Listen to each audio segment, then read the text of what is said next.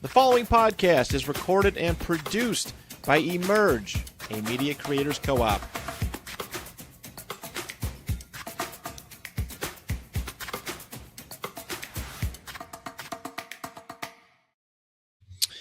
Welcome to the Defion Productions podcast. I'm your host, the hardest working nobody in Bitcoin, Don. Today is Monday, March 23rd, and the news of the day is Trump's latest taco.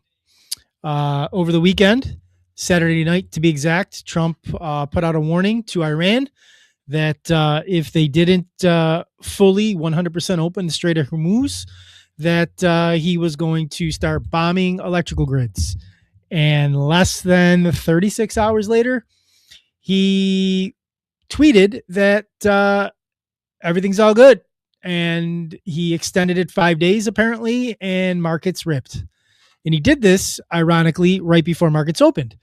I have a tweet up here by the Kobayashi letter that I will read.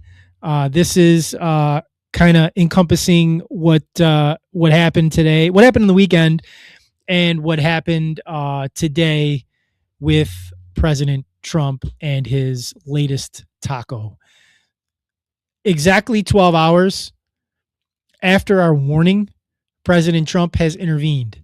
Yesterday at 7:35 p.m. Eastern Standard Time, we posted that oil prices are no longer the biggest threat to markets.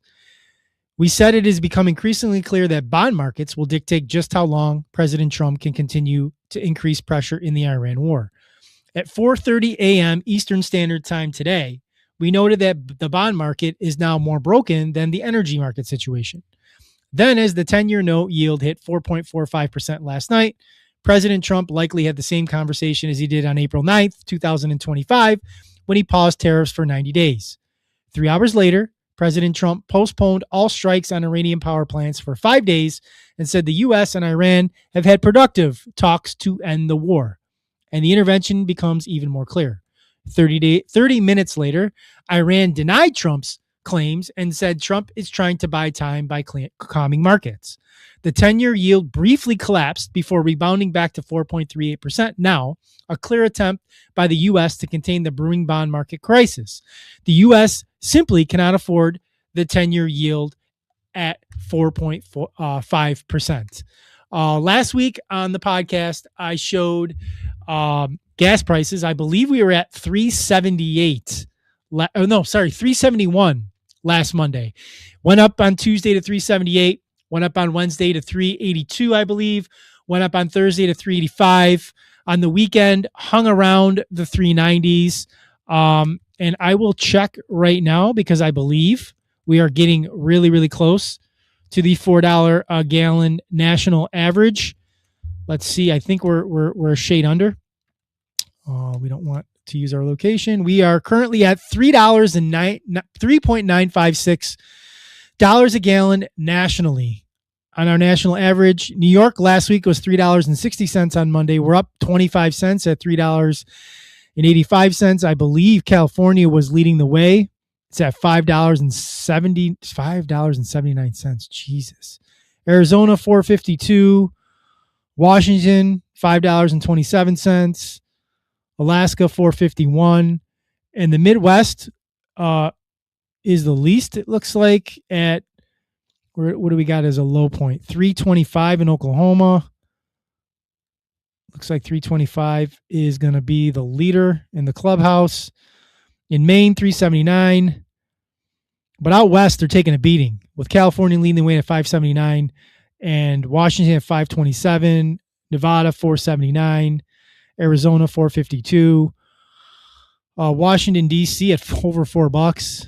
It's getting crazy out there in them gas streets. I don't know if you filled up in the last couple of days, Rich. We're lucky to have a Indian reservation nearby, so I've been filling up on the res, and it's still, 3.5, paying 3.5 on the res, with off the res being around, the 370 to 380 range, depending on where you go. Right. Joe Kent, who was making the rounds this past week, who quit the administration over this war, went on Tucker Carlson. If you have an opportunity, I don't know if you saw it, Rich, but he had a really good interview with Tucker Carlson last week, detailing why he stepped down. Never disparaged Trump throughout the interview, but, laid out why he decided to step down. Tweeted this morning. Here's Trump's actual tweet, which he quote tweeted from Truth Social. I am pleased to report that the United States of America and the country of Iran have had, over the last 2 days, very good and productive conversations regarding complete and total resolution of our hostilities in the Middle East.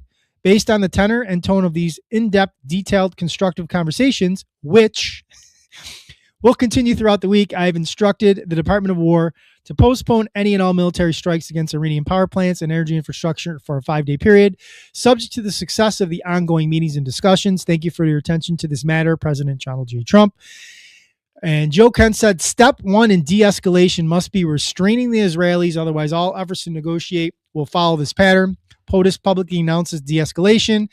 Israel takes major strikes to destroy the negotiations in turn weaken their ability to negotiate. The war escalates. And then it has down here this tweet from 10 hours ago. The Israeli Air Force has begun a new wave of strikes targeting infrastructure sites across the Iranian capital of Tehran. Rich, I will defer to you. Have you seen that? Did Israel make some strikes after Trump's tweet that we were going to step away for 5 days? Can you confirm that? Yes. It definitely happened. Everything that I can see, they do not listen to him at all. As a matter of fact, they did things, didn't tell Trump. Trump even said the one day that he was mad at Israel that they did it. That was last week. But Israel is not going to stop. They're not. Until the president, whichever Congress it might be, says, we're done. You guys are done. We've gone as far as we can with you. We've bankrupted half of our shit because of you guys. You guys are doing all this stuff. We pay for everything, and you just have you won't stop. So just cut them off. Just literally cut them off. But the problem is, because they're funding so many senators and Congress people on both sides of the aisle. Even Charles Schumer got himself in trouble over the weekend because he said his primary responsibility as leader of the caucus is to make sure Israel's supported. He said that. He did? He said that. That is not your primary. You're going to tell me the leader of the Democratic Senate, minority leader, his job is he says his major job is to protect another country. That's your major job. I don't think that's anywhere in your oath. I don't think that's any in your responsibilities. And that's the problem. That the problem is we continue to do all this stuff. And again, it's frustrating. This is a finance show. So I'm glad you're always where I'm going to go with the political stuff. The point I'm saying, this is a finance show. There's a lot to talk about and peel back the layers of in regards to how much power a tweet or a Truth Social, whatever you want to call it, whatever he does, by President Trump has on the markets. Because that tweet this morning completely reversed the prices of oil. WTI, it was creeping at $100 a barrel, and it's at $88.94, and it was actually less earlier. It's gone up a little bit. Brent crude, which is the world barrels, like WTI is here, United States barrels. Right. Brent crude was getting close to $120 a barrel, and it went down 20% to right now it's at $99.94. It was in the mid 90s earlier today, just off of a tweet from the president saying what nobody can verify. Now, nobody can verify that he actually had a conversation with Iran. So he can just say that it happened, it moves markets. A couple things about the Iranian comments. Please. First of all, he said he was going to bomb the power plants, which is a war crime. You're not allowed to do that. I heard that this morning on Finances Daily. They were talking about that if he followed through, it was an actual crime. It is. And somebody probably got in his ear and said that. Yes. But then also what happened, immediately when he said they were going to happen, Iran responded and saying, if you do that, we are going to be bombing the desalination plants. And then Trump came back and said, "Oh, please, please, please don't do that. Can you tell people will die? Can you tell the because they viewers can't what drink that their is? Water." What are those? What are desalination plants? Basically, they take the salt water and they take the salt out of it, so they turn it into drinking water because most of the Middle East is a desert. I mean, so it has nothing to do with the energy. That's just straight up. We're going to fucking kill people. Mainly, I mean, they use the water for other things, manufacturing and everything. Yep. But most of the water that people drink and use in those countries is coming from, because they're in a desert, right? What? Because they're in a desert. Yes. I mean, and that's what that is. And to be honest, our own country should be doing, since considering the rising sea levels, the United States should be investing. We're talking about finance. The United States should be investing in desalination plants and putting them all over the place. Like should be filling up Lake Mead, which is the lake that's connected to outside of Las Vegas. Lake Havasu, Dam. Like excuse me, we should be drawing water in off these coasts. All this salt water we keep talking about this rising sea levels, and we should be processing and turning it back into regular drinking water, and we should be spending and investing in it. That should be something the United States could be doing to because water can be used for so many other things too. We need it to do better crop irrigation. We could be developing more land. It would take care of a lot of the environmental problems that we're having. All these kinds of things, but regardless, it's a complete other thing. But he was saying, "Oh no, please don't do it." So Iran was never going to capitulate to that because they figured he was going to fold. They said it he would, and then they said he also said last week that they had destroyed all the leadership, so there was no one to talk to. But then when they asked him today, they said, "Well, who did you talk to?" He said, "Well, I can't tell you who I talked to because if I did, their lives will be in danger." So if their lives are in danger because they're talking to Trump and they're going to get murdered by other Iranians, if we take him for his word, then this person had no power anyway. Did you see that Tulsi Gabbard testified last week, was asked directly if we obliterated, like Trump said, the ability for them to make nukes in June? And she said yes. And then she was asked, would you agree that Iran was not an imminent threat? And she said the only person that can make that determination is the president. Now, I don't know if I agree or disagree with that. I don't know the technicalities of that. It's an easy cop out to just say that ultimately, obviously, the commander in chief makes that decision.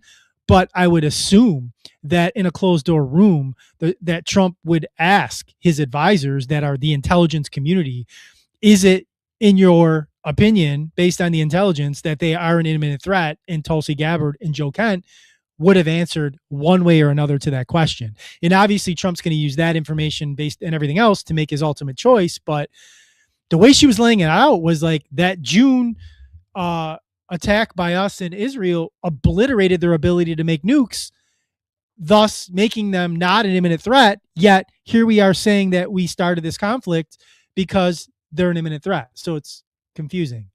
And then when it comes right down to it, like, we've been hearing since I was 5 years old that the Iranians are 3 hours away from making a nuclear weapon. Like, I've been hearing it my whole life. Like, it's not true. We've bombed those things.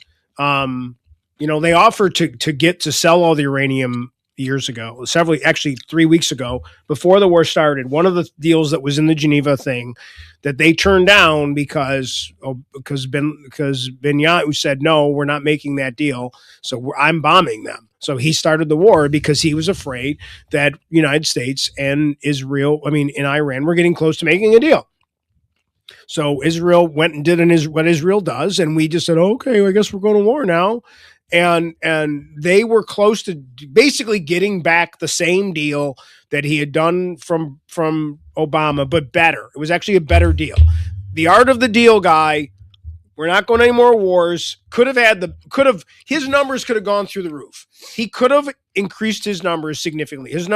He's the first president ever to have a war start and not have numbers go up. The first one ever. Really? Yeah, first one. But it's a conflict, not a war. But it's. I mean, what's the legalities between? I thought we needed Congress approval to actually start. He can technically do. I think it's 90 days before he has to actually have an approval, because he can say that it was imminent threat. That's why he keeps saying. That's why he keeps using that language, right? Yeah, theoretically, you have 90 days. But now they're out of money because they spent more money in what 2.5 weeks than we spent, and I'm they're going blaming. to get into that. I Like, got some of that on the let's start with getting back. Before you do anything, I want to say one thing about this thing, the Strait. Okay, Strait of Hormuz. The Strait of Hormuz. Like it's open.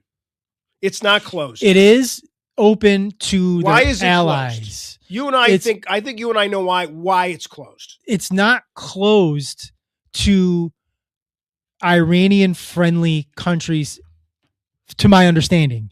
It's closed to anybody, to the U.S., but we don't use it. Right. To Israel, they don't really use it. But to anyone who's supporting Israel, the U.S., which I don't know who that would be. So it's only reason that it's closed is because the insurance companies are saying you can't go through. If you go ahead, take your chances. They're not Exxon insuring or whoever them. it is. They're Chevron, not insuring them, so they're not. We're using not it. insuring you, so it's not closed. Yeah, none of there's no fences or gates or mines. There's nothing there. It's huge too. The insurance companies have told these companies, go ahead, but you just voided your insurance policy. So, and 12 ships have been hit, including like other ships. You only need to hit one. Like the you only need to hit one. And I saw over the weekend, like they went back, literally a ship that was already hit. They re-hit it again and got the smoke going. They didn't even hit a new ship. They just hit one that was already out there, just had the smoke going up. So people would be intimidated to go through that strait. Yeah, it's technically not closed. You're right. So it's the not threat. Like there's a barricade. It's tactical. It's not an embargo. It's very tactical. It's very tactical. Yeah. Getting back to the finance aspect, because the show is a finance show. Simon Dixon has this tweet up here, and this is the nefarious actions that I believe that the Trump administration have been engaging in going back to inauguration night with meme coins. This is the problem that I have, the major problem that I have with the Trump administration. And this is just the latest example. At 7:04 a.m. Eastern, Trump says the U.S. and Iran have had productive discussions to end the war. By 7:10 a.m., 6 minutes later, the S&P 500 spikes 200 points. That's the futures, adding roughly $2 trillion in market cap. 27 minutes later, Iran denies everything, saying there has been no contact. By 8 a.m., the S&P drops 120 points, wiping out $1 trillion. A $3 trillion swing in under an hour, all off one single headline. So the back and forth, like I saw when the markets actually opened, I was watching. When the markets actually opened this morning at 9:30 a.m. Eastern Standard Time, they were up like over 1,000 points. Before noon, it was up like 550. So it almost lost half of its gains. I believe by the end of the day, let me look and see for sure so I don't give you fake information. I believe it ended somewhere in the neighborhood, the Dow, 700 to 800 points up. Let's see, 600 points. So it ended up about 600 points. So 60% of the gains that it had at the beginning, it kept, which I guess is pretty decent. Getting to the Bitcoin charts, because we didn't even start. This is the first time we ever didn't start with the charts. Getting to Bitcoin. Bitcoin was in the 67s yesterday with all the tension, with all the uncertainty. It rocketed up to about 71, and it's sitting currently at 70,688. Total market cap of crypto at 2.42 trillion. Fear and greed sitting at 32. I want to show not that. That's not what I want to show. What's the next thing I want to show? This is important. Put this on the screen for our viewers to take a look at. The S&P 500, gold and Bitcoin through geopolitical events. So we have geopolitical events dating back to 2020. We have the U.S.-Iran escalation in 2020, COVID outbreak of 2020, Russian invasion of Ukraine in 22, U.S. regional banking crisis of 23, the yen carry trade unwinding of 24, the Trump Liberation Day stuff of 25, and the Iran conflict that we're going through currently. If you take a look at the S&P 500, you take a look at gold, and you take a look at Bitcoin and how they have all reacted through all of these conflicts, Bitcoin is holding strong through each and every one of these conflicts. And people get caught up in the fact that Bitcoin is off its all-time high. And if you take a look at gold right now, gold is off like $1,000 off its all-time high. Silver is almost down 50% off its all-time high. So all the other commodities are having struggles as well off all-time highs. But just focusing on geopolitical events, this is how Bitcoin is showing. So the U.S.-Iran escalation in January of 2020, the S&P lost 7%, which is a lot. Gold gained 6, Bitcoin gained 20. COVID outbreak, March of 2020, the S&P gained 2, gold gained 3, and Bitcoin gained 21. The Russian invasion of Ukraine, S&P gained 3, gold lost 9, Bitcoin gained 15. The U.S. regional banking crisis of 2023, S&P gained 4, gold gained 11, Bitcoin gained 32%. The yen carry trade, S&P 7, gold 9, Bitcoin 3. Trump Liberation Day, S&P 4, gold 8, Bitcoin 24%. Where we are sitting right now with this current Iran conflict, the S&P has lost 4% during this conflict. Gold has lost 16%. And Bitcoin has not only held, but it's gained 12% since the beginning of this conflict. So everybody likes to throw out, oh, Bitcoin doesn't hold its value. It's not a hedge against. This chart is literally showing you the exact opposite. People get caught up in the day to day. People get caught up in the all-time high. But Bitcoin is literally holding its own during all of these conflicts against all other assets. The only conflict that it didn't have the best performance was the yen carry trade, where gold outperformed it 3-1. Everywhere else, it's completely like 20-6, 21-3, 15 to -9, 32 to 11, 24 to 8, 12 to -16. Bitcoin is outperforming all other assets in times of turmoil. And ladies and gentlemen, I hate to be the bearer of bad news, but we are in store for a lot of times of conflict coming forward. Whether you want to accept and believe that or not, it is what it is. Piggybacking off of the Trump stuff, Mario Narfal tweeted this earlier today, and this seems to be a common theme among Trump tweets. A Trump insider with a 100% win rate just went all in with a $200 million long before market open. Last time he pulled this move off during the October crash, he walked away with $65 million in 3 hours. So somebody in the Trump inner circle continues to just be a master trader. Well, I'm sure they're not getting any information. No suggestions and tips or anything. So I'm sure it's completely. You mentioned the 200. You didn't mention it. I don't think you mentioned the 200, but you mentioned that there's money and funds that are being allocated or being talked about being allocated to this conflict. Last week, they're asking for $200 billion. Last week we saw and heard Pete Hegseth, what is he? The Secretary of War, man. Secretary of War, right? Secretary of War say it costs money to kill bad guys, quote unquote. So he's asking for $200 billion. And what I will say, that the $200 billion he's asking for dwarfs the average amount per year that was spent during the Iraq and Afghanistan war.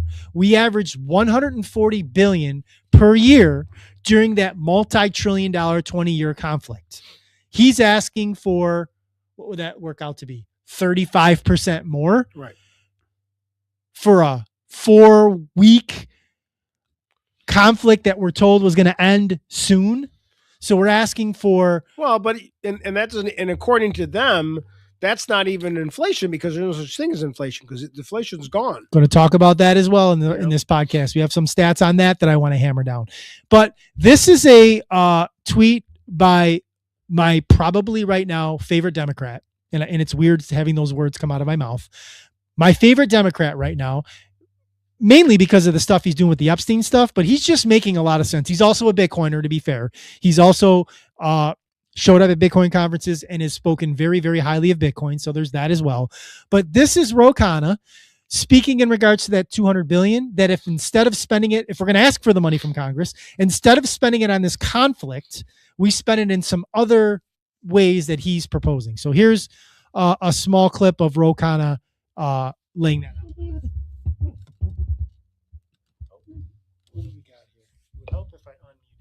$200 billion to continue the war in Iran. What are we even doing here? Let me tell you what $200 billion could do here in America. It would allow for free public college for every American kid. We could build 1,000 trade schools. We could pay every American teacher at least $60,000 to start.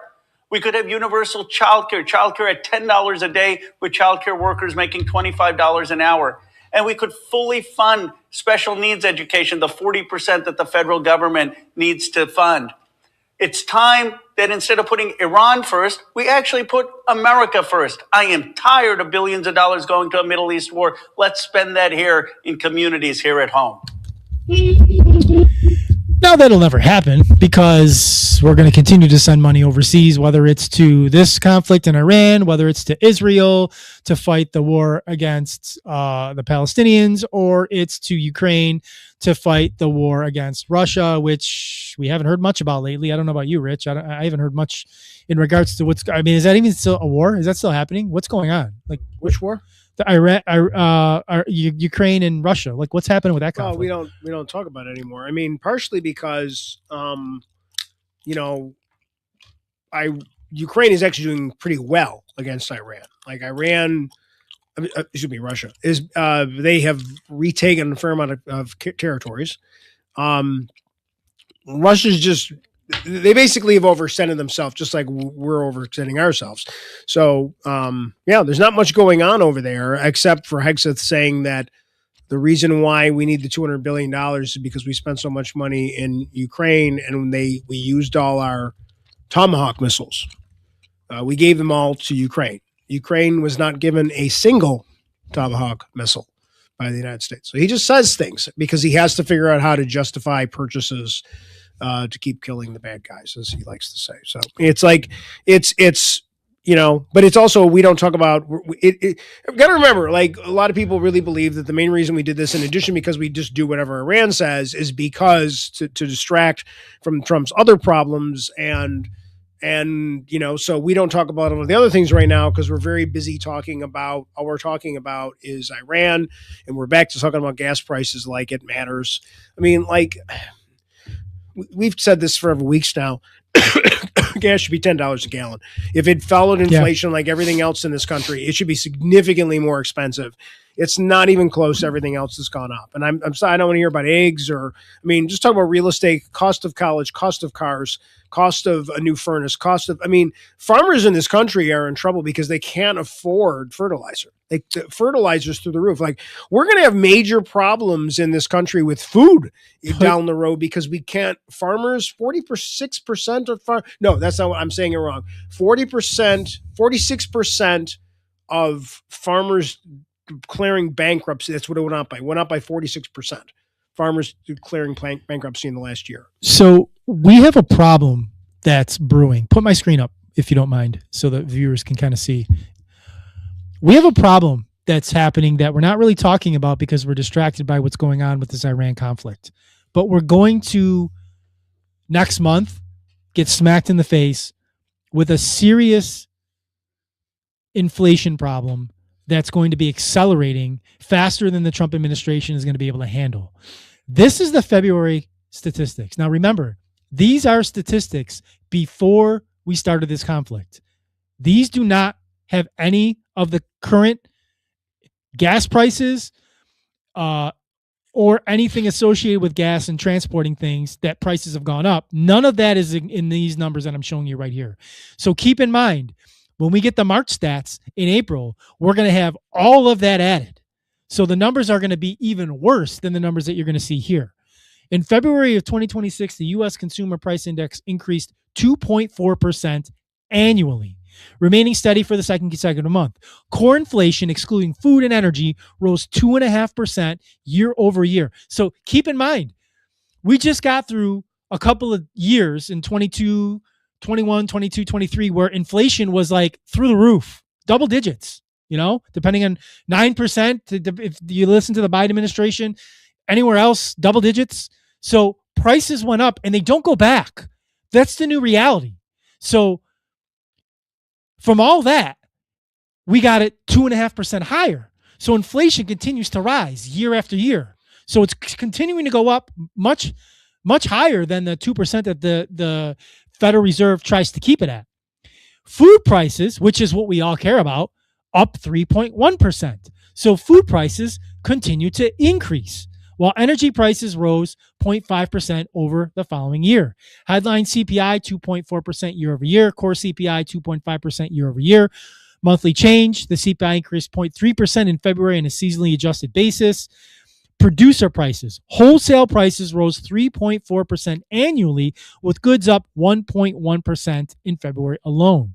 So everything continues to rise. Now, for the last 4 weeks, we've been embroiled in this conflict, which started, I believe, at the end of February or right at the beginning of March. I think we started like February 28th, maybe, or 27th. So when we look at in April, the statistics of March, this shit's going to skyrocket. We are probably going to see a 5 handle on inflation. So here we are again in an era where inflation is getting into a place where the average consumer in this country cannot bear it.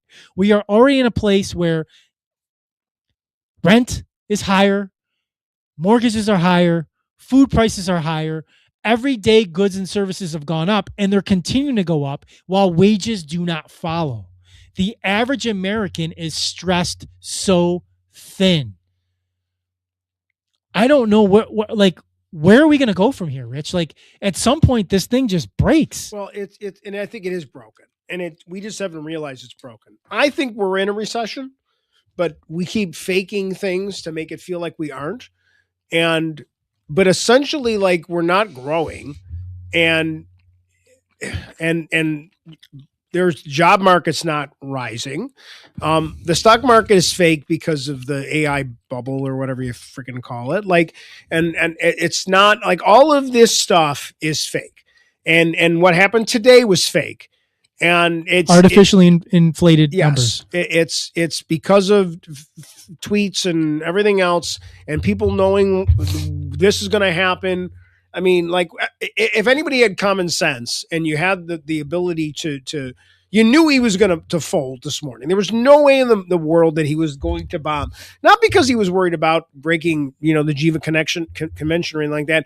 Just because, like, he could bomb them all he wants, but it's not going to make a difference. And actually, there's some footage leaking now, like of that was dropped by Iran. And again, can't trust the Iranian people. I'm not saying that we need to trust Iranian people or their media. But there's a video that's being leaked from Iran that is like them showing off all their storages of stuff that they have in storage. It's ready to go. Like weapons. They've been preparing this crap for 30 years. Like actually longer, because in the fall after 79, when the Shah of Iran and the first Ayatollah took over, they immediately started working with North Korea to determine how to prepare for Armageddon being attacked from the West. Like they've been preparing for this since like the 80s. And so they've been digging tunnels under mountains and all this other stuff and storing stuff, knowing someday Israel was just going to say, let's go for it. And I think that's what it is. Israel's just going for it because they know their ability to control these markets and control people is getting harder and harder and harder and harder. And I think they just figure this is it. This is if we don't take care of this now, we're going to lose because you can see Israel is losing their ability. They're begging countries to help them. And these countries are like, we're not helping you. We want nothing to do with your crap. And that is affecting the markets. I know this is finance and it's political, but it's the same thing. Like all these things are affecting financial stuff. And when is Powell done? May? So he's going to pick somebody, right? He already did.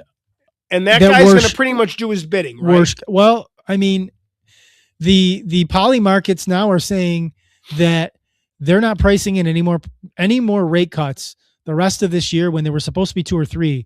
And there's even a flip into potentially raising rates again because of what I'm talking about right now. Right, that was when inflation goes up, that's you not can't politics. Lower rates. Right. He can't lower rates because it will cause a recession. Again, I was saying when they started this conflict, war, whatever the hell you want to call it, you don't have enough runway to start this shit now because you're going to do things that are going to break things that you can't just fix. If he said tomorrow, conflict over, we're pulling out, we're done, The damage that's gone on for the past month isn't going to fix itself in a week or two. It's still going to take time for things to reset. Gas prices aren't going to just come down. Prices of goods and services are not just going to come down. And it's not stopping tomorrow. Well, the thing, for example, like the one damage to the Qatar plant, was 17% of the plant's functionality is gone. And it's going to can't just replace that. And it's going to take 3 to 5 years for them to fix that. That was one of the things that they announced when that plant got hit. That's just one example of one thing. Those ships that are getting attacked, I think 12 of them have been hit. They're out of service. You know how long it takes to build an oil tanker? Like, it's not like you just call up whoever builds oil tankers and say, I want a new one. Oh, you have to be in the parking lot. Which color do you want? It's not a Ford truck. Like, it takes time to replace these things. Any pipeline you're talking, like Israel's idea yesterday was, or a couple last week was, we'll build an oil pipeline. Okay, so guess who's going to pay? Israel won't pay for it. They'll want the United States and Chevron and all these people, again, take more of our money that should be spent in the United States. Whether you agree with where that guy wants to spend that money, that's fine. But what happened to America? I thought the whole thing was America first. Like, where do you want to spend it in America? Tell me where in America we want to spend $200 billion as opposed to just helping Israel with their problems.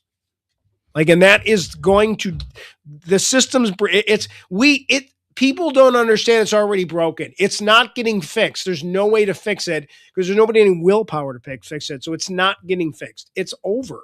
Like, I hate to say it, and I think that's why I'm just so surprised Bitcoin's not going up. Yeah, I mean, it's holding. It's definitely holding.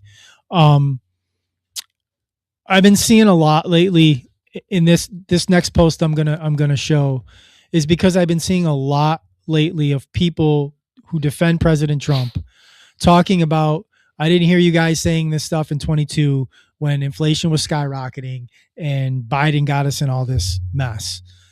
So I pulled out the stats because I keep telling people that blaming just Joseph Biden for that 2022 inflationary problem is just revisionist history. It's not telling the whole story, and it's just not real.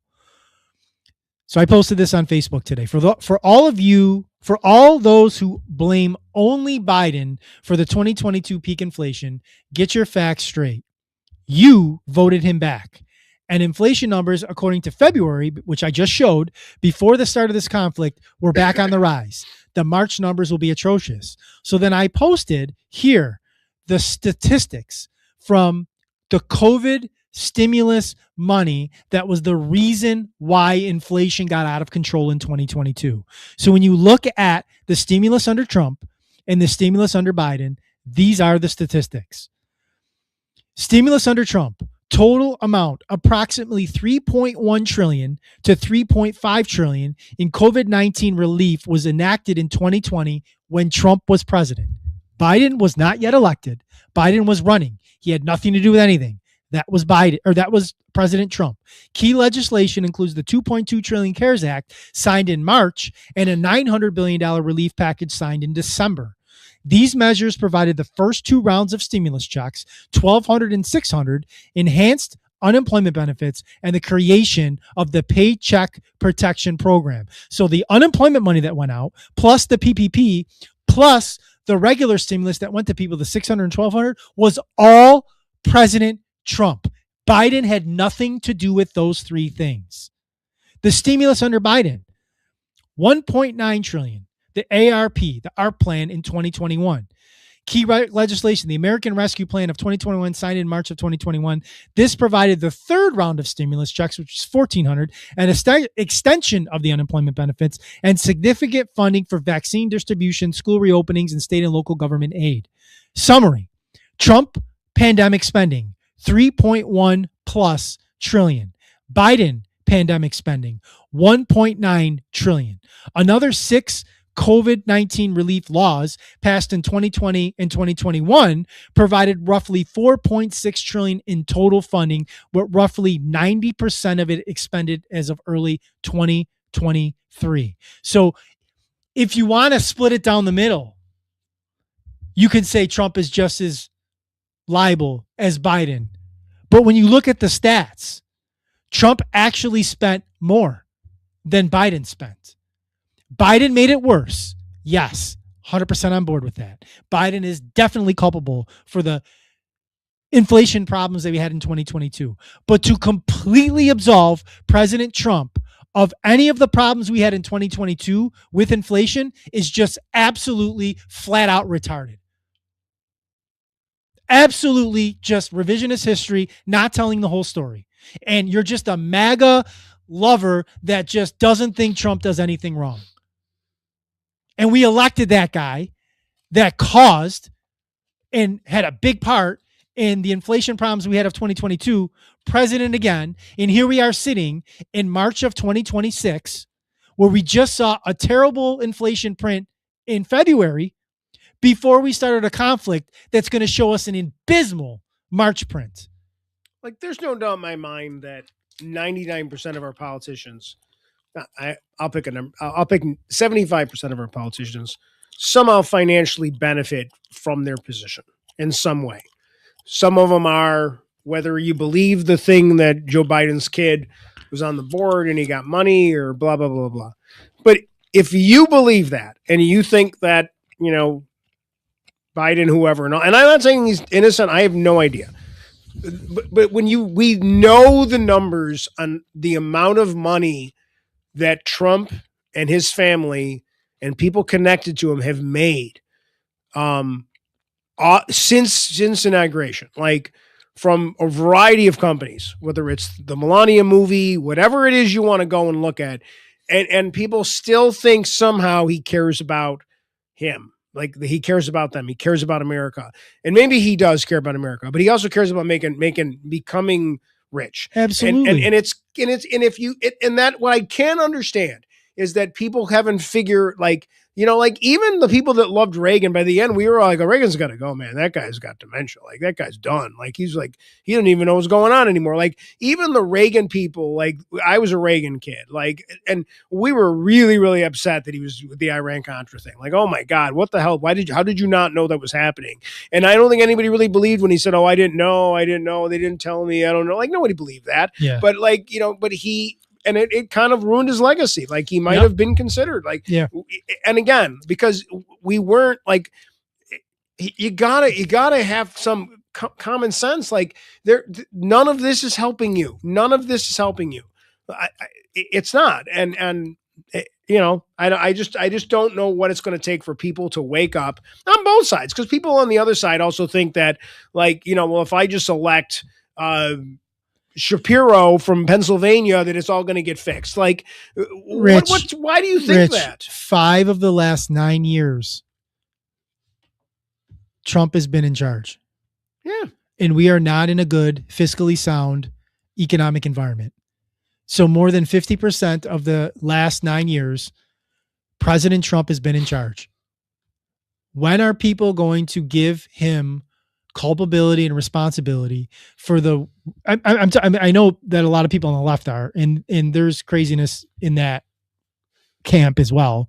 I'm not absolving that, and you're getting some of the old school or traditional MAGA people breaking away, but there's still just a solid group of people that just do not think Trump has any culpability in any of the problems that we see. I mean, the dude was elected in 2016, 10 years ago.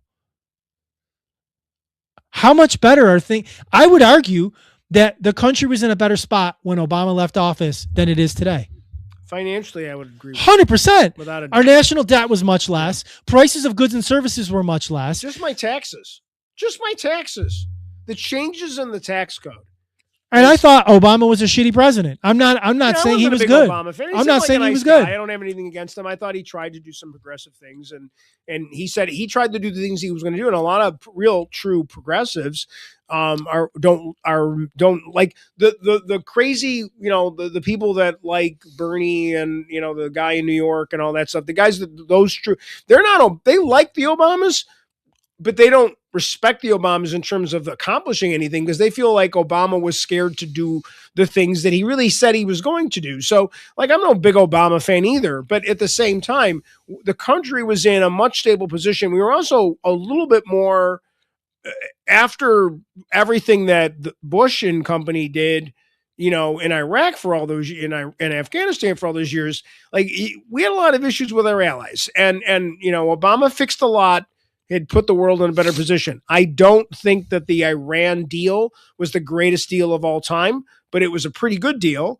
And just Trump to clear just up, got rid of it because he didn't like it. He doesn't misinformation and fake news. The money that was sent over on the plane was their money. Yes, it was not the United States throwing a bunch of cash on a plane to pay off Iran. We were holding their money hostage, and we gave it back. And if you're mad about that, and if that's one of those things that a mega type person points to, then how are you okay with him releasing the sanctions on Iran? Exactly. That they're making money now in the middle of a conflict, and they're going to make significantly more money than was in the bags that were supposedly on that plane. Yeah, like significantly more money, because now they can make that money back again. And we held that money for a significant amount of time, and they didn't get any interest on that money. Right. We just gave them what we took. Yeah. You can take a look at what I got on the screen here. This is just another statistic to show you that things are not going well. Google searches for help with mortgage are absolutely skyrocketing, higher than the great financial crisis. With all this stuff going on with Iran, with all this other, all these other things with tariffs going on, we kind of haven't really been talking much about the housing market. But for a while now, the housing market's been problematic. I mean, the younger generation can't buy a home, and that's a problem. And we're seeing, defaults, and we're seeing, inventory issues. Like, the housing market's stressed, and we're just not talking about it. And I don't know if we're going to, because we got all this other shit going on.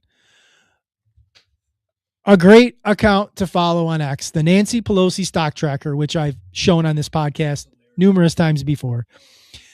Breaking: the president's son cannot stop winning.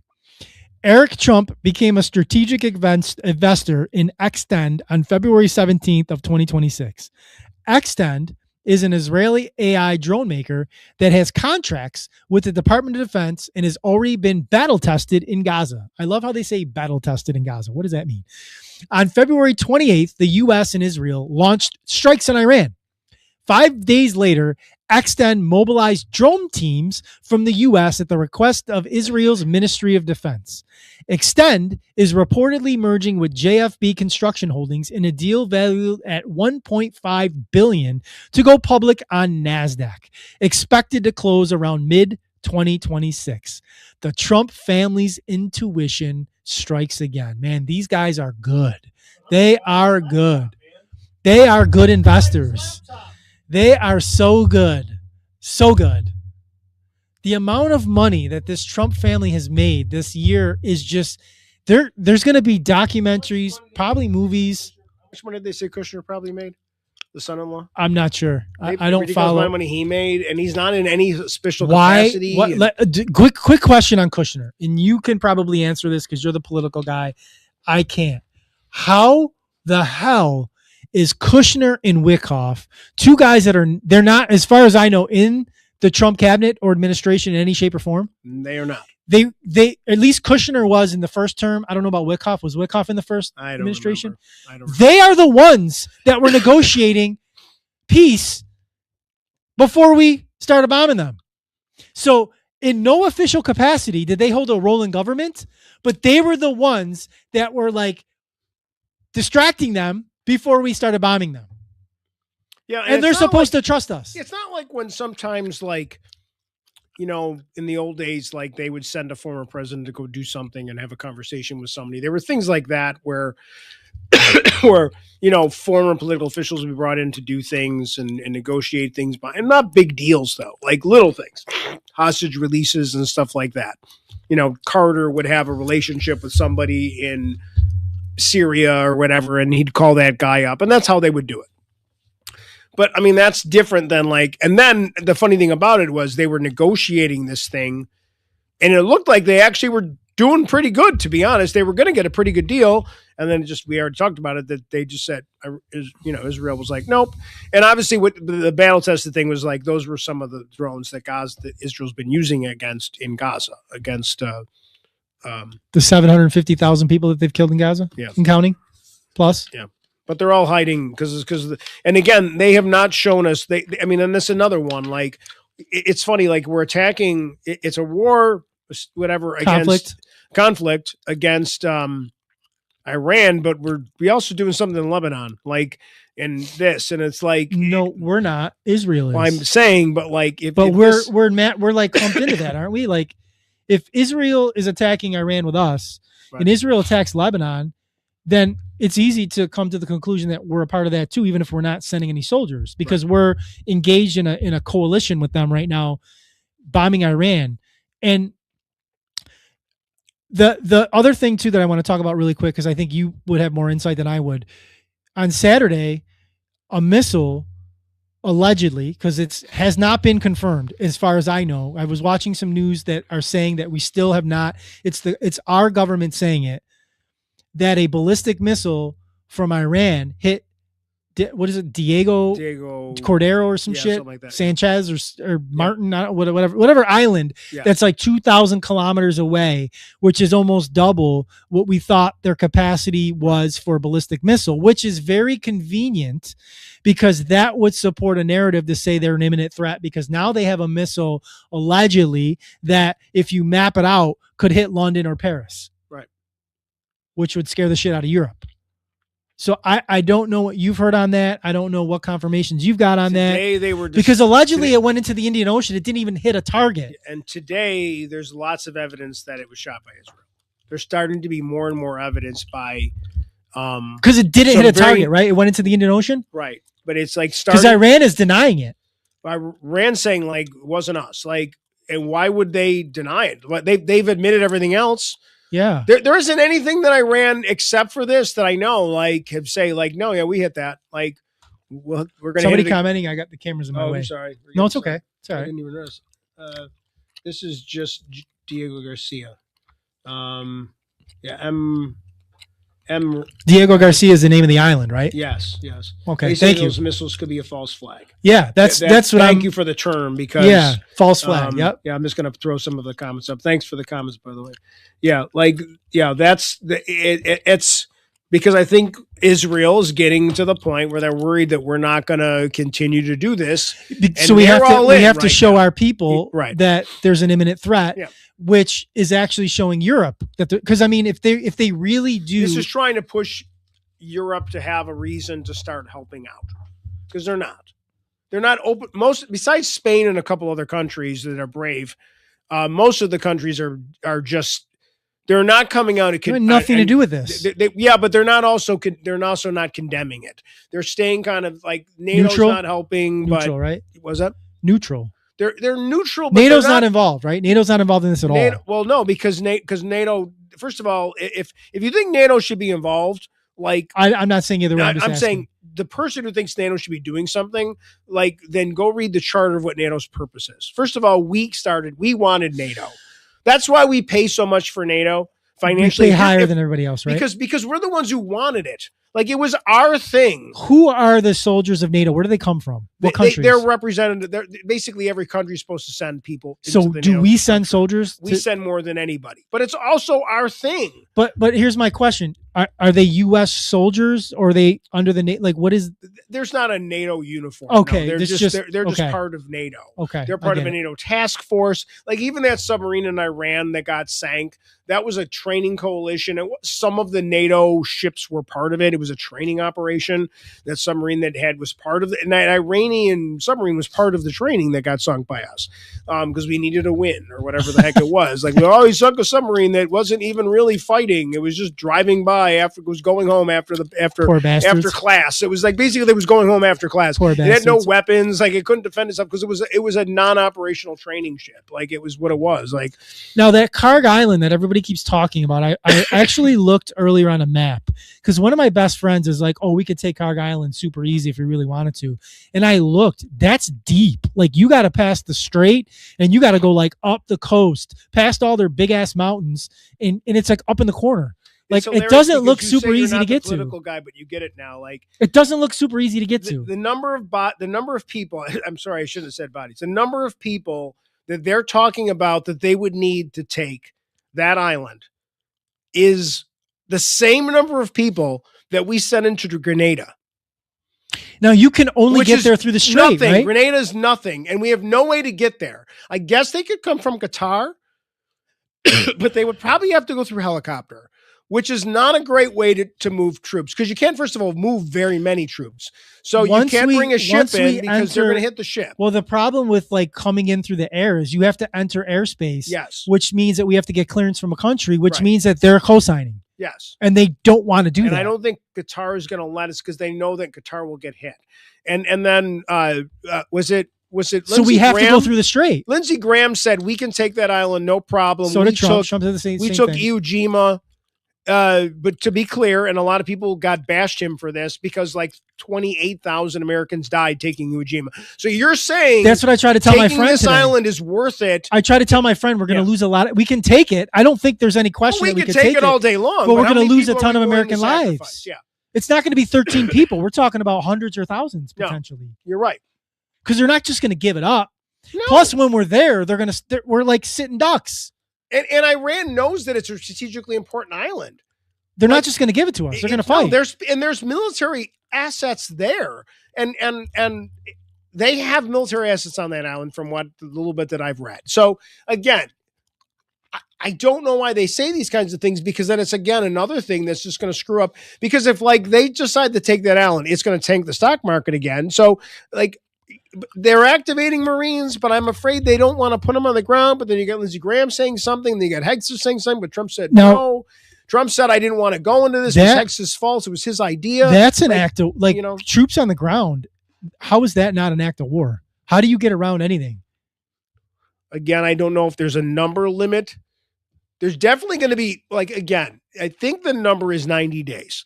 So we're now getting close to 28 26? days, Yeah. 25 days into it. At some point, and again, they're out of money. So Which is why they're asking for $200 billion, which they're going to print.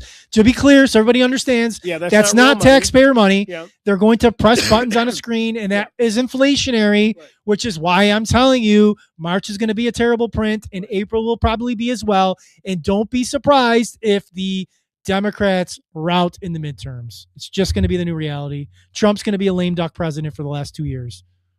That's just how it's going to be. I just, what I don't know, and this is will continue to be the problem that I have with money wise, is, I mean, this again, back to trying to keep focus on finances, like this, we're going to, because the next one's Cuba. There's no doubt. I mean, if I think we expected it to already be there. I don't think we thought this was going to be like this big of a again, headache, maybe. where do people think this money's coming from? It's not helping the Printing. economy. There's no financial gain for us printing. directly to Cuba. Right? It is. It's for the elites. We, the people, That's what get I mean. fucked. That's what people don't understand. You're going on social media, you're on X, you're on Facebook, and you're rah-rah Trump, and he's fucking you. Like him and all the elites and the people that are hiding the Epstein files, they are absolutely fucking you. Wake up. Like I don't understand. And people are like, oh, you hate Trump. It's like, it's not just Trump. Trump represents what I hate. He is the face of all this bullshit now. Whether you want to accept it or not, he drained nothing. He is the swamp. President Trump is part of the swamp. He is what he vowed to drain. He is there now. He's swimming and hanging out. Well, like, if you're flying if you're going on spring break, because we're about a week away from spring break in our area, right? Like coming up on spring break.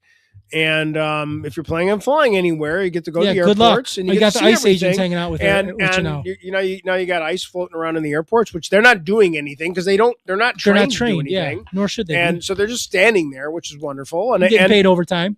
and everything's God so. bless. But again, like when you're stuck in the airport, and for Atlanta, at 6:00 in the morning, the line was 2.5 hours. It was all the way downstairs around, and Atlanta's the biggest airport in the country now. I didn't realize that. Bigger than O'Hare? What's that, Jackson? Yes, because in something? Chicago it's spread out over multiple airports. But Atlanta only has Atlanta, so Jackson, they don't have, yeah. because you have Midway and you have Mhm. like California, like Los Angeles has 4 airports, New York has 4, where Atlanta has 1. So everybody goes to that one major hub, and I forget which the hubs, but it doesn't really matter. But Southwest. but it's a hub for so many of the things. And again, like the reason why you're stuck with all this is because Republican Senator Kennedy said today they had a deal to fund TSA, and Trump killed it. He came out on Fox and said it today. Like, I watched the video. Like what is it going to take for you to realize he's not here to help you? Meanwhile, we have not been talking at all. We are in a partial government shutdown. Yeah. Which is going on. It's going to be the third long. It's going to be either the first, second, or third longest shutdown we've ever had, which the president that presided over all three is Donald J. Trump. All right. I heard of the deal. We'll end it there.